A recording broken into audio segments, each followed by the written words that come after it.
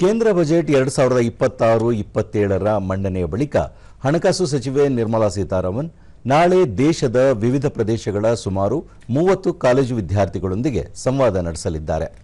ಈ ಉಪಕ್ರಮದ ಭಾಗವಾಗಿ ಕಾಲೇಜು ವಿದ್ಯಾರ್ಥಿಗಳು ಲೋಕಸಭಾ ಗ್ಯಾಲರಿಯಿಂದ ಕೇಂದ್ರ ಬಜೆಟ್ನ ನೇರ ಪ್ರಸ್ತುತಿಯನ್ನು ವೀಕ್ಷಿಸಲಿದ್ದಾರೆ.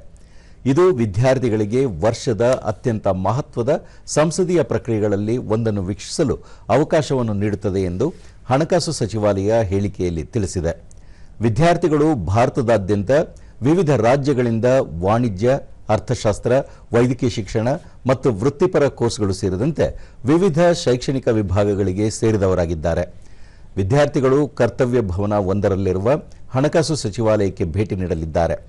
ಸಚಿವಾಲಯದ ಕಾರ್ಯನಿರ್ವಹಣೆ, ನೀತಿ ನಿರೂಪಣೆ ಪ್ರಕ್ರಿಯೆಗಳು ಮತ್ತು ರಾಷ್ಟ್ರ ನಿರ್ಮಾಣದಲ್ಲಿ ಸಂಸ್ಥೆಗಳ ಪಾತ್ರದ ಬಗ್ಗೆ ತಿಳುವಳಿಕೆ ಪಡೆಯಲು ವಿವಿಧ ಹಿರಿಯ ಅಧಿಕಾರಿಗಳೊಂದಿಗೆ ಸಂವಾದ ನಡೆಸಲಿದ್ದಾರೆ.